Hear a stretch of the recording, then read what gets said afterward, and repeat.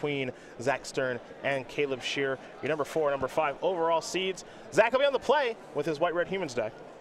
And as we do get results coming in, we'll of course let you know just how everything is going. So it'll be fun to watch here. These are the 2 innovative decks in the top 8. Everything else, Mardu vehicles, of course, Black Grindillion, we've seen before. As here's an Inspiring Vantage and a Town Gossip Monger to get our quarterfinals started. For Caleb Scherer, it's a basic swap, and he'll simply just pass the turn back over to Zach Stern. Stern will draw a card. He's got a basic Plains, and now this is not our crop captain. It's a new one from Amaket, so we certainly do take a look at the new human. Now this is a deck here as there is a copy of Fatal Push that it's a 3-2. I'll go over this first. Whenever on a crop captain attacks, other attacking creatures get +1/+1 until end of turn. But when we were kind of looking at cards from Mom and Ket and how they're going to affect things, people were looking at how 4 Colors of Helu was going to get better, how Mardu Vehicles was going to get better, how Black Room was going to get better. Not so much about humans, but this is a good addition. So the concern, I think a lot of people had this for humans deck, is a lot of the humans decks that we've seen are basically mono white, just touching a little bit of red for sideboard cards. Zach Stern has gone in a different direction this weekend. He's playing with actual basic mountain, 22 lands in the main deck. He is a certifiable white-red deck. And so that makes casting red 2-drops a lot easier. And I think this card on rate definitely belongs in a deck that's trying to flood the battlefield with a lot of cheap creatures. That's a Anwar Garrison here from Zach Stern, simply passes the turn back after attacking with an Incited Rabble. Of course, the Scrap Heap Scrounger that cannot block. So we head back over to Caleb, who's got a 3rd land. It's a swamp. We'll see where Scherer likes to go to next. The tough thing about this matchup from Scheer's side is I think he has to be the control deck. Because he has a lot of removal and because his best cards in the matchup are things like Walking Ballista, he kind of has to drag the game out a little bit. And clearly, so many of his cards just don't work that way. Walking Ballista for 0 into Bone Picker into another Scrounger means that he's trying to get very aggressive. Right. This draw from Stern, if Scherer doesn't have removal spells, he's just forced to race. And being on the draw and racing with inferior tools is going to be really tricky. Life total currently favoring Caleb, 18-17. We'll see what Zach Stern is up to. As he's going to attack here with the Incited Rabble, with the Garrison, and that means some human tokens will come along as well, assuming Zach does remember the trigger. And there they are. Bone Picker looks like it would like to trade with the Hanweir Garrison. And because it has Death Touch and the appropriate power, it's going to be pretty easy for that to occur. 4 damage will come across, no pumps on the Incited Rabble. And now here's another Crop Captain and a Thraben Inspector. You can see exactly what both of these decks realistically are trying to do, which is just to flood the battlefield. Yeah, Stern is playing with the higher quality threats. Scherer gets better removal.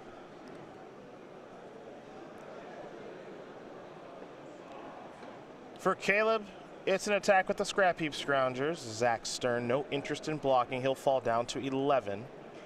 And you see the Liliana that is in Caleb's hand. It's a little bit late to the party this game. Zach has really done a nice job of flooding the battlefield to make Liliana the last hope. Not all that backbreaking.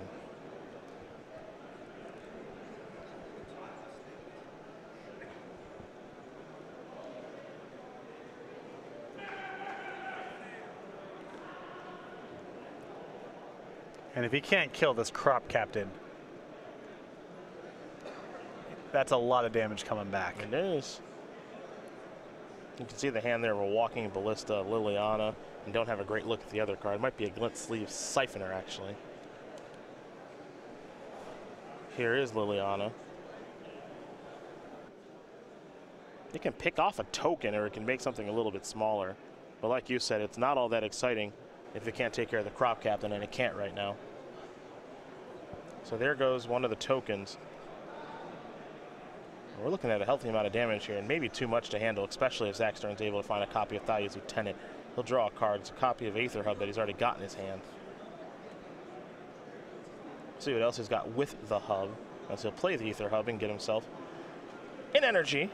And of course, the Jacob Ball Energy Reserve token making an appearance.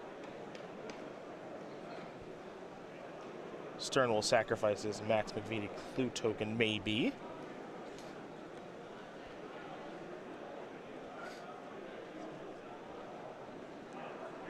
Right now, if Zach were to use all of his mana and all of his tools without doing anything else, he could attack for 3, 6, 7, 8, 9, 10, plus 2 pumps with the Gossip Monger if he wanted. So short of lethal. Yep, could be 12.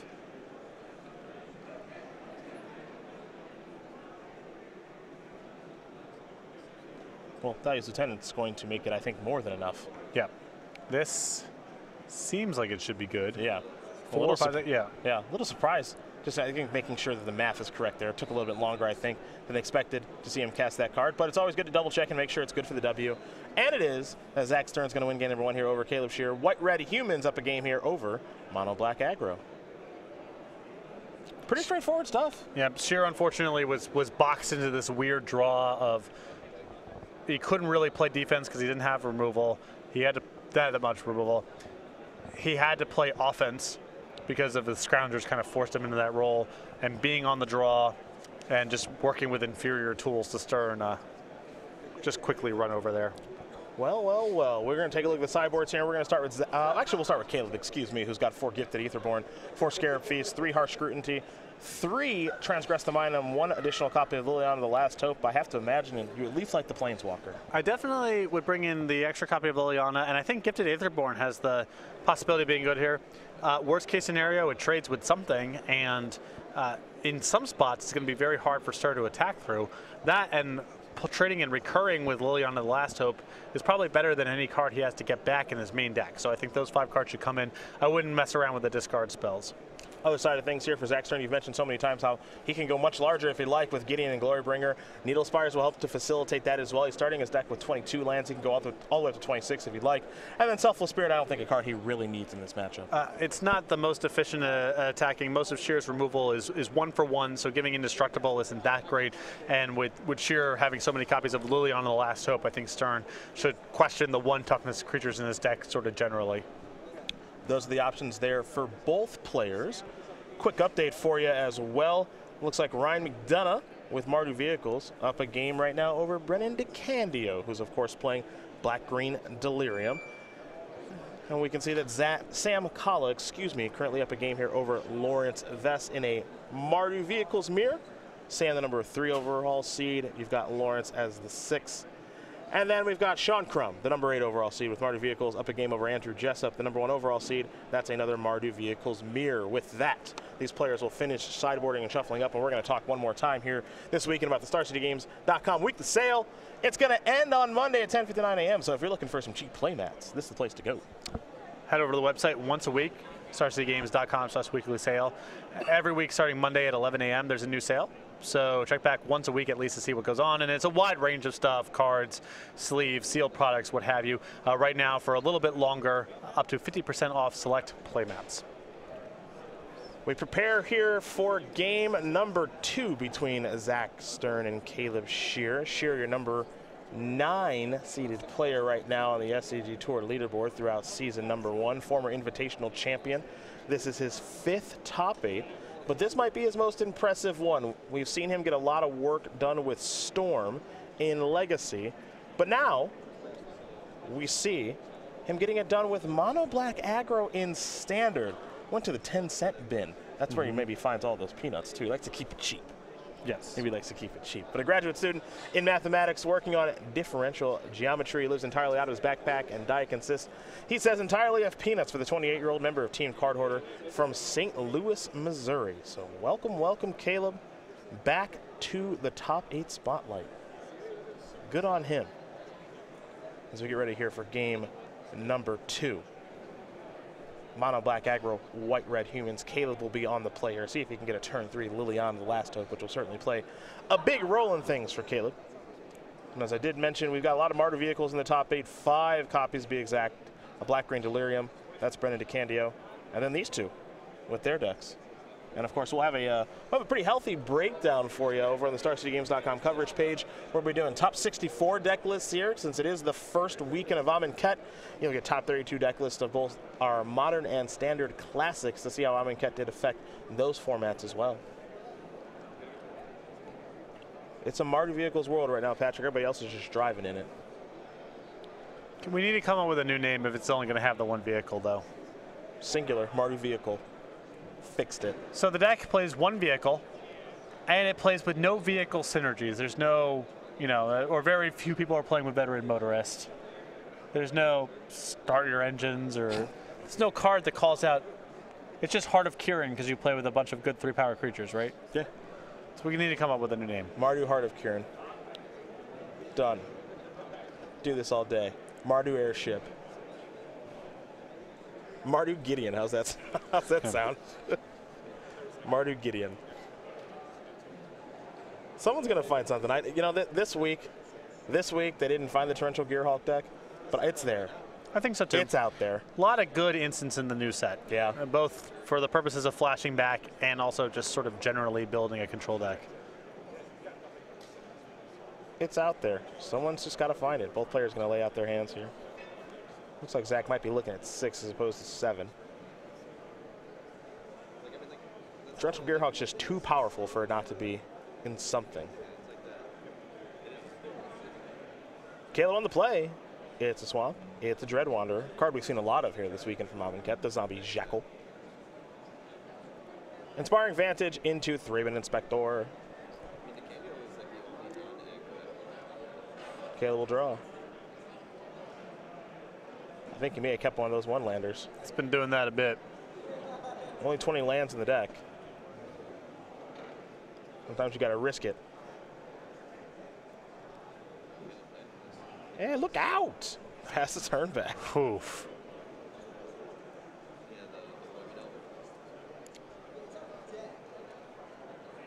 It's not all sunshine and rainbows. Sometimes you got to grind. I can agree with that and still question how we got here.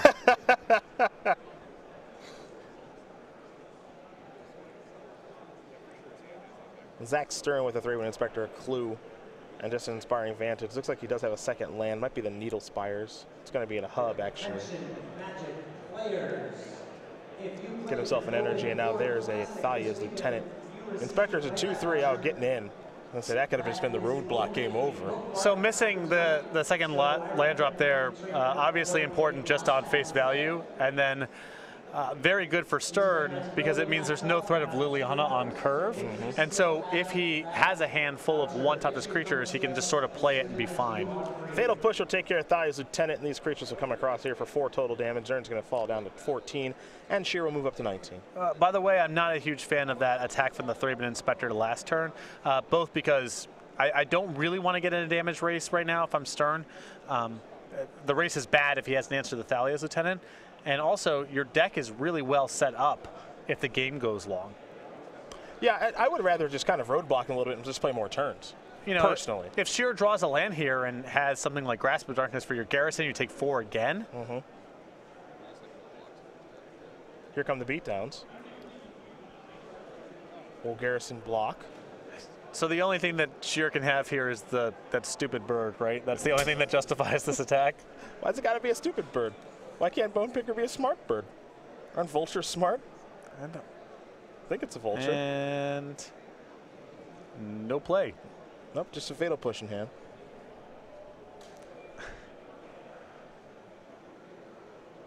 The one-lander did not get there this time, it looks like. I don't even know what getting there looks like. Like if he draws land number 2 and then what is he casting? Grasp of Darkness. Scrap Heap Scrounger. I hate to be pessimistic about it. I was ready to call it a Thraben Inspector. Yeah. Just like that's too much. I was ready to call it when it became a 2-3. That, by the way, if you're curious, you know what would be my apprehension about playing with 1/1s for 1. It's not Gideon Allied Zendikar. It's not Torrential Gearhulk. It's not the Sweepers. It's Thraben Inspector. It's prevalent, and that's just a hard card for your beatdown deck to beat. Well, there's another Thraben Inspector, and now a Glorybound Initiate. It's probably time to fire out this Fatal Push. It's going to take care of Glorybound Initiate.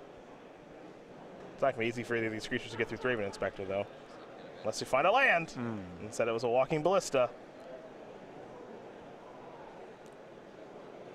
And all Caleb Scherer can do is pass the turn back over to Zach Stern, who will draw a card.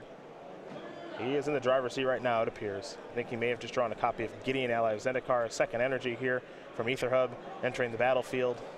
Ooh, emblem plus the garrison that is nice. Your thoughts? Here is an emblem. Nice. Yep. Is that a? It's a combo. It's a combo. Yeah. It's a member of Combo Nation.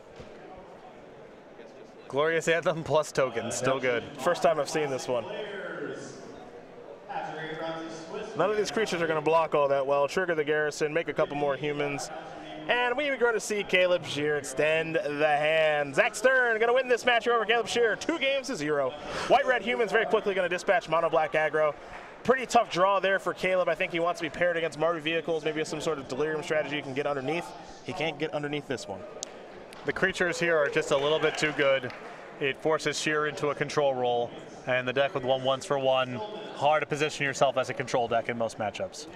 So it's kind of, Caleb's deck to me is kind of a thought experiment more than anything of, okay, if I go very low and then I have various pieces of removal, what can my deck do? Yep. How effective can I be? Well, it took him all the way to top 8 here, and I have to imagine that he beats a Mardu along the way. So as a thought experiment, I think it works. Is this the best way to go about being a low to the ground deck with some removal? We'll see. Yeah. My concern with decks like this is the absence of a card like Mutavault. There's no way to do anything with your extra mana, and you don't mulligan very well. So you're hoping to draw 3 lands and then stop. Mm-hmm. And when that's part of the recipe, your fail rate just generally is going to be very high. We saw it's not like Caleb drew up that 7-card hand in game number 2 and said, sweet, good to go. Yep. It's just I can't afford to go to 6, especially post-board when he's bringing in Gideons and Glorybringers and he's just more equipped to wear me out. So he has to keep hands that look that way. People who play decks like Burn or Boggles in Modern, you know that experience of, I got to ride with these hands. Yep. And when you combine that with not getting any value off of your extra mana, that means your draw is not going to get off the ground a good percentage of the time. Clearly, that didn't encumber him too much this weekend. He still made the top 8. But what you saw there that's part of the experience. Next match we go. Let's go on down to the feature match area. Get our eyes on our next match, where we're going to watch Brendan DeCandio. He's on your left against Ryan McDonough on your right. McDonough currently up a game with Mardu vehicles. DeCandio, he's your only black-green Delirium player here. And he's got a Manglehorn on the battlefield. Let's make it 2 of them, as one of them is going to block. You can see on McDonough's side, he's got a Nahiri, and he's about to have a Gideon, ally of Zendikar. That looks like it's going to come along with a Knight ally. You see the Scrap Heap Scrounger. And it looks like we're going to head over DeCandio's way. We're working our way into the mid-game here. McDonough's looking pretty sharp right now as we head over to DeCandio. He's at 9 right now. We'll have to do a Delirium check when we can because he does have an Ishkana in his hand. We have seen DeCandio in some trouble before against Mardu vehicles. We're going to see if he can somehow work his way out of it right now.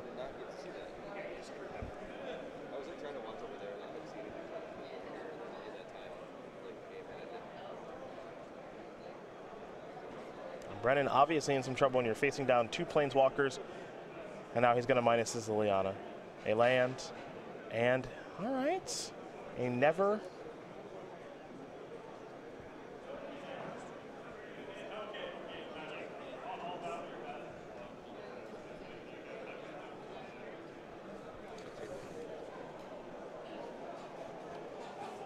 So he'll play Ishkana. 3 spiders, pass that turn back. So I'm guessing here he could not get the Manglehorn out of the graveyard because it was necessary for Delirium? Yeah, I think that's the case.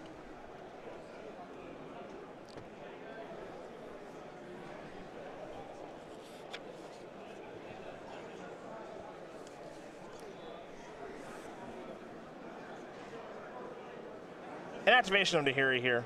Discard and then draw. So there goes the hub. Here's the Spire of Industry.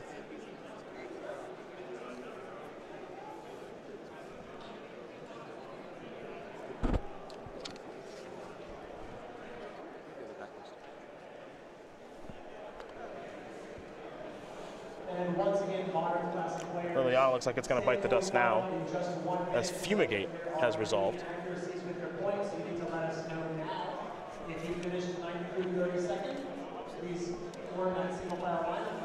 And now DeCandio is facing down a board that has 2 Planeswalkers. As you saw, Gideon attacked, took care of Liliana. McConaughey's had plenty of life, and I'm not sure how DeCandio gets himself out of this trouble. Given how these post-board games, I was really surprised that Hunter and Anson have one copy of Fumigate in his sideboard. It feels like building up a board with some Planeswalkers and then getting the game to this spot is such a common experience post-board. The games do get grindy, no doubt about it. But that's where you kind of see Fumigate be able to clear some things up when you have Planeswalkers. Obviously, Wrath Effects and Planeswalkers are a combo. Here's a Vessel of Nascency. And I think DeCandio is just going to pass the turn back. He knows he's in some trouble.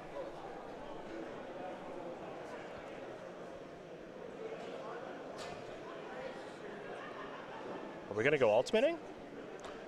All right. If he goes ultimate here. I think it might be Glorybringer time. This is risky, though. I mean, if 2 of the Slaughters in the equation here. That'd be really bad for Ryan. It goes from he can't lose to it's all gone. Plus attack. I think he may need to respond to the activation here. Now keep in mind there is a Scrap Heap Scrounger in the graveyard. Now he's got to really hope he doesn't see the Scrap Heap Scrounger in the graveyard. But this is in response to the Gideon. This is just so. But even if he sees the Scrounger, this was so. Greedy's a word. So greedy. Greedy's a word I would use.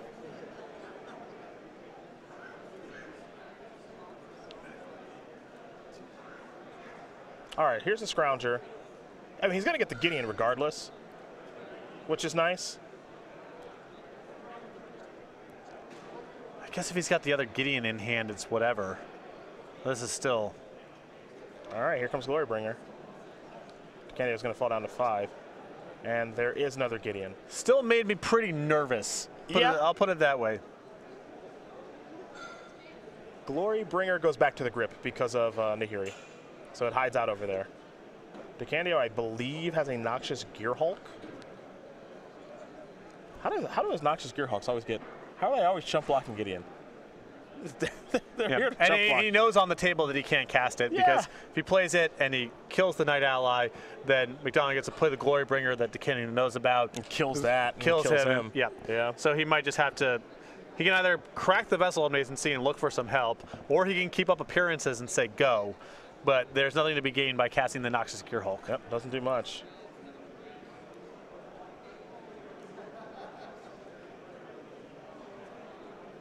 Well, he'll start by cracking the Vessel. Top couple of cards here. Walking Ballista, Tireless Tracker among them. There's also a land that I don't think is going to save him, and he's going to extend the hand. Ryan McDonough is going to win this match over Brendan DeCandio. 2-0. Mardu Vehicle is going to take care of Black-Green Delirium. And it's a Mardu Vehicles world. We're all just trying to drive along in it. Black-Green Delirium out of the top 8. We're going to move to one more match here in just a moment, but I got to update the bracket. That is in front of me, which means Caleb Scherer, he's gone fishing. He's gone. So that means White-Red Humans is moving along here for Zach Stern. For Sam Kalla, he won, which means Lawrence Vess, he gone. That was a Mardu Vehicles mirror match, though, so we knew what was going to happen there. We're going to move along one Mardu Vehicles deck, and then Mardu Vehicles takes care of Brendan DeCandio. So we have 3 in the top 4 plus White-Red Humans. Yeah. Okay.